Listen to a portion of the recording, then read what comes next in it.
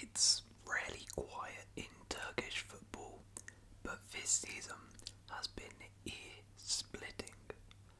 The Super Cup, postponed hours before it was supposed to be taking place in Riyadh, a referee punched in the head by a rogue club president, a game forfeited by a team in protest over a refereeing decision, players literally fighting opposition fans on the pitch like it was an MMA street brawl, a team forfeiting a cup game after 1 minute, and one of the biggest teams in the league having a vote to leave the league entirely.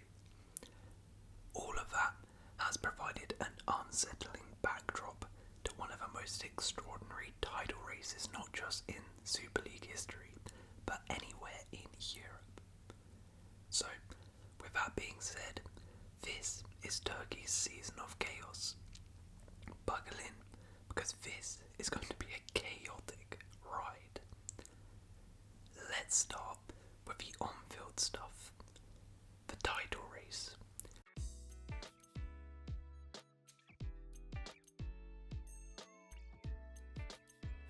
The identities of the top two are no surprise.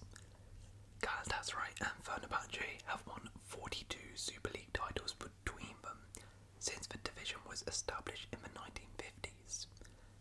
But the sheer scale of their dominance this season is extraordinary. With 7 games remaining, each side has only lost 1 game. Fenerbahçe have drawn 4 and Galatasaray just 3, giving Gala, the defending champions, a slim 2-point lead. They are 32 and 30 points clear of third place, mathematically unassailable leads already. The figure in Fenerbahçe's goal difference column, 56, is greater than the figure in the goals scored column for every single other club below them. The current record points total in Super League history is 93. Galatasaray are on 84 and Fenerbahçe are on 82. With 7 games remaining, it's possible for them both to achieve over 100 points.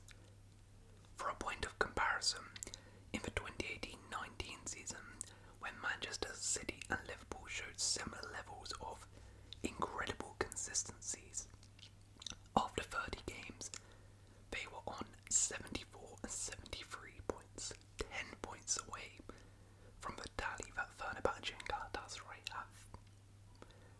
All of which is building to a derby for the ages.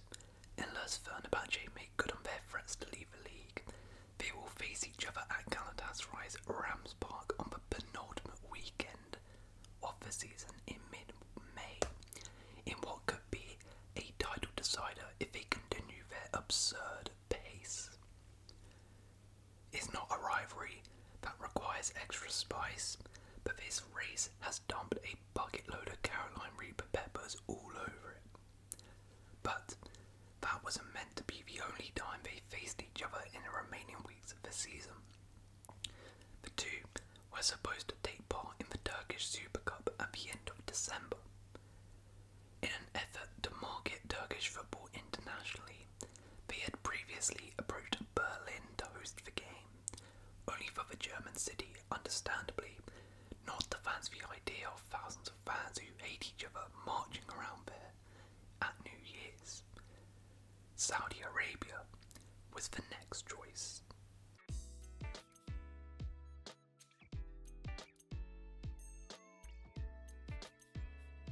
The idea was particularly ill-conceived given that 2023 was the centenary of the Turkish state, something that was symbolically extremely significant, especially for Fenerbahçe, who have long tied themselves to the nation's founder and first president, Atatürk. As such, both sides wanted to wear t-shirts commemorating Atatürk, as well as hold a banner that reads "Peace Home, Peace in the World" during the game. Yet that was deemed unacceptable by their hosts, Saudi Arabia, so the teams refused to play. If nothing Everything else was impressive that the Turkish Federation and the Saudi authorities had conspired to find something that both Galatasaray and Fenerbahçe fans agreed upon. The game was theoretically rescheduled for April the 7th in Turkey, but we will get into what happened there later. Now, if that was a mess, what happened a few weeks earlier was completely insane.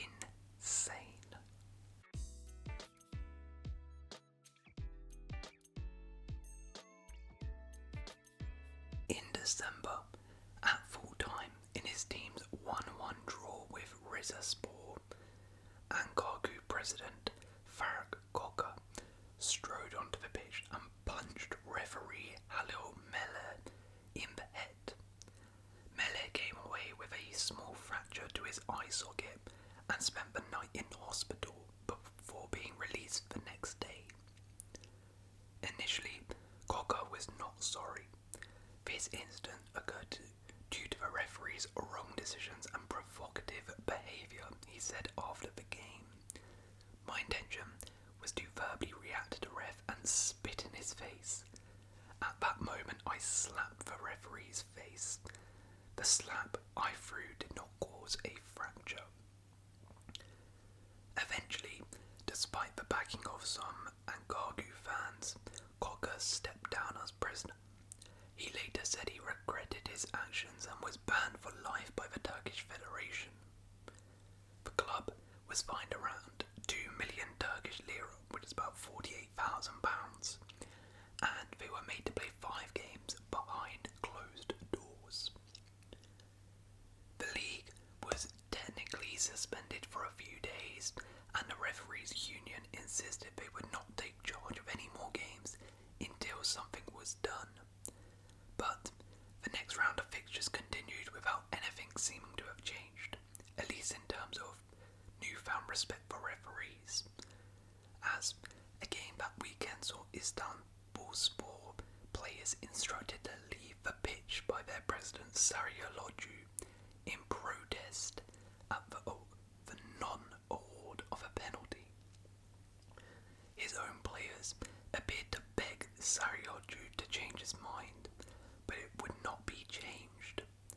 The score was 2-1 at the time, and the Turkish Federation eventually not only awarded the game to Trabzonspor as a 3-0 forfeit, but docked Istanbulspor 3 points as well. That probably isn't going to make much difference to how their season ends. They're rock bottom of the table on 13 points. Had they not been punished, they would be a mere 17 points from safety rather than 20. Still, Sarıyer showed his softer side a few weeks later though. Mele, the ref who got punched, his first game back happened to be in Istanbulspor's game against Konyaspor, before which Sarıyer presented him with a bunch of flowers. So, that was the only real nice thing to come away from this. It's been an eventful season for Turkish football generally, but Mele specifically. Remarkably, he happened to be the referee in charge for the Trabzonspor vs Fenerbahçe game as well, which is one of the craziest games of football you will ever see.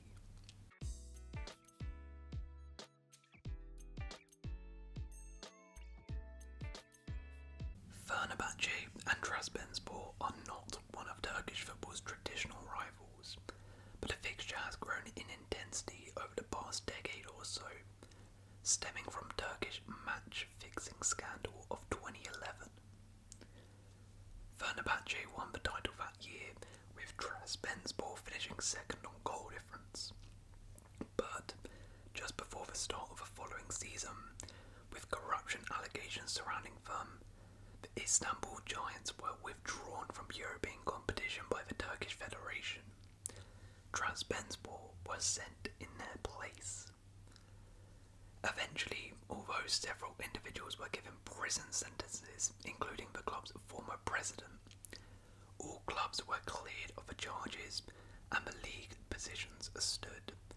but both Fenerbahçe and Trabzonspor made claims and counterclaims against each other, leading to plenty of bad blood. In the intervening years, their encounters have frequently carried a vicious air, but the most shocking incident came away from actual games. In 2015, when the Fenerbahçe team was driving to Trabzon's airport after playing a game against nearby Rizespor, someone fired a bullet at their coach, almost sending it off a cliff. Miraculously, nobody was hurt, but nobody was ever convicted. By comparison, the events this season look relatively tame, but it was still a pretty frightening scene. Fenerbahçe had just beaten Trabzonspor 3-2 in a tense game, the winner scored late on by Michy Batshuayi, whose night was very much not over.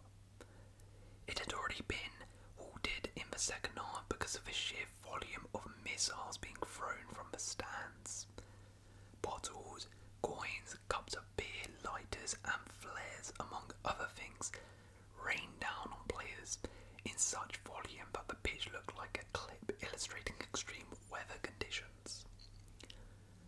One of those missiles hit Fenerbahçe goalkeeper Dominic Livakovic on the jaw, drawing blood. Dusan Tadic and Edin Dzeko also appeared to be struck. Fenerbahçe midfielder Ismail Yusukic picked up one of the flares and looked around for some way to dispose of it. Tensions were already high, and after Batshuayi's late winner, it all a bit much for some of the home fans.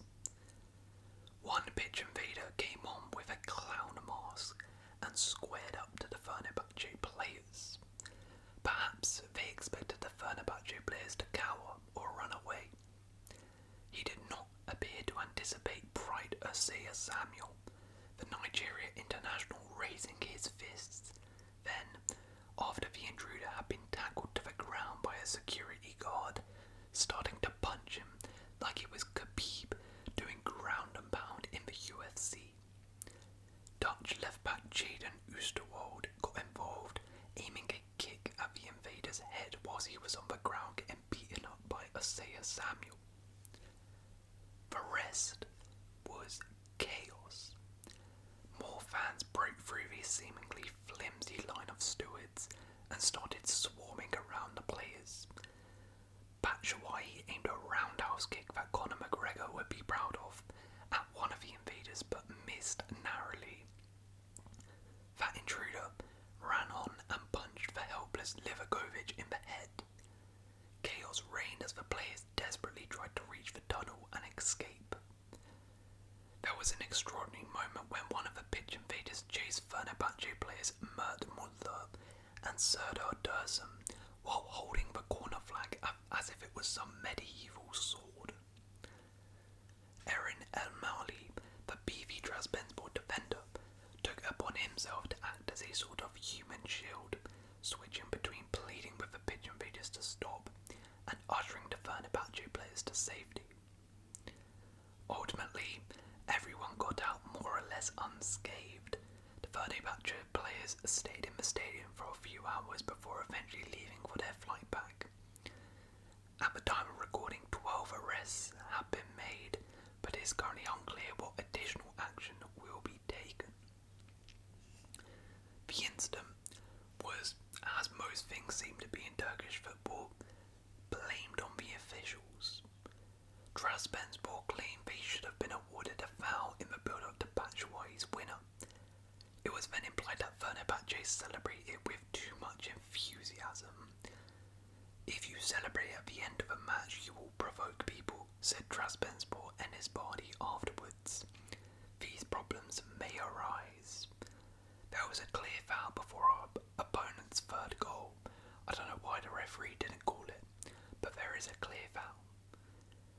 It's all part of the same toxic narrative that led to the assault on Mela in Ankara, the postponement of the Istanbulspor game, and seemingly just about every club claiming that officials are against them for one reason or another. The game between Besiktas and Galatasaray early in the month saw hundreds of missiles from the stands and onto the pitch due to the referees as well.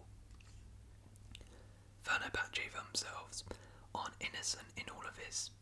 Only a week before, their player Mert Hakan Yandas appeared to threaten the referee during the game, telling the official to be careful, you can't get out of here, shortly after the half-time whistle was blown.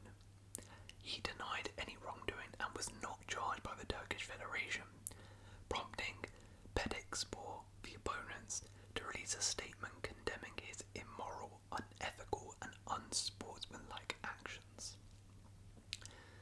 Perhaps least forgivable was a post on Twitter from the Trabzonspor official accounts. They posted a compilation of a few mildly contentious decisions from the game, ending with a freeze-frame zoom of Mella, accompanied by the caption, "Don't think we have forgotten you." The Turkish Federation's response to this was to order Trabzonspor to play 6 home games behind closed doors, and the league also handed Jadon Uswald and Irfan Can Igabat 1-match suspensions for fighting with opposition fans during that game.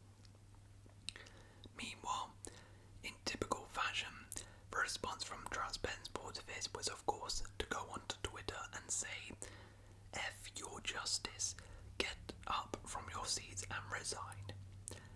I mean, what more would you expect from them? The response from Fenerbahçe to all this, however, was far more serious and would be the icing on top of this absolute mess of a cake that is the Turkish Super League.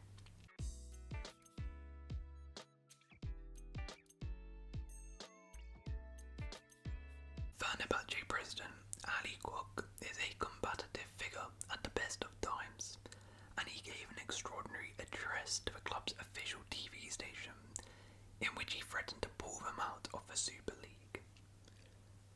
"The treatment Fenerbahçe receives is not something we can tolerate," he said. "We will be relegated to a lower league if necessary. Everyone should come to their senses. We will die one day rather than die every day. Enough." It initially appeared that Koch's words were just an angry president expressing his frustrations. The club seemed to truly believe there is a broad anti-Fenerbahçe sentiment in Turkey, stretching all the way back to 2006, when they lost the league title on the final day, when their game was disrupted in much the same way as the Trabzonspor match this season. This, in their view, does not just stop at the federation, but Turkish authorities generally, taking in the match-fixing scandals, the coach shooting and this latest incident. But the threat was more real than that. They took the decision to their members to vote on whether to go through with it. Thousands of Fenerbahçe fans arrived at their stadium to hold a vote, the outcome of which could have resulted in them withdrawing from the Turkish Super League. Well, that's the short version. The reality was slightly more nuanced. The vote was not quite as simple as deciding whether Fenerbahçe would quit the league. For a start, it wasn't that direct. The vote was whether or not to give the club president Ali Koç the power to take action, rather than a straight referendum on that action. The potential action itself wasn't confined to one thing either.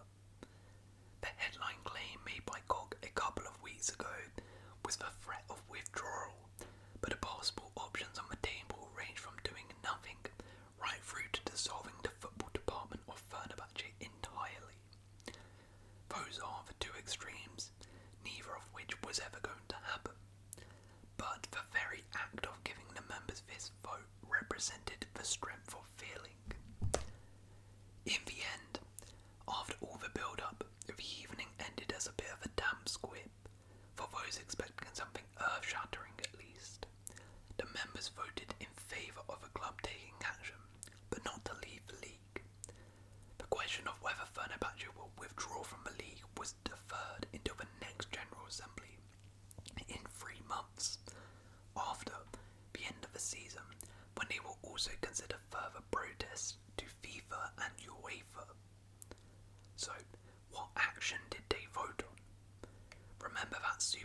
game that was still to take place after the Saudi Arabia debacle.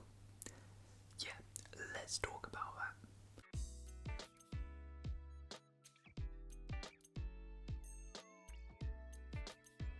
So, that game did indeed take place on the new date, but the club members during that assembly voted for the club to play under protest. So that's exactly what they did. Fenerbahçe fielded their under-19 team and walked off the field in the 3rd minute. The club had asked for the game to be postponed before Thursday's Europa League quarter-final tie with Olympiacos, but the request was denied. Fenerbahçe were also unhappy with the appointment of a Turkish referee for the game. The Istanbul club had requested a foreign referee to take charge of the match, but the federation dismissed their request. Galatasaray took the lead after 1 minute and Fenerbahçe departed the field before the restart. The club said they took to the field not to win but to defend the truth. However, it seems like their protest actually achieved something, as the Turkish Federation recently announced that the Turkish Super Lig will appoint foreign video assistant referees for crucial matches until the end of the season, following claims of bias. Officials will be appointed from Italy, Spain, Germany, the Netherlands and Portugal.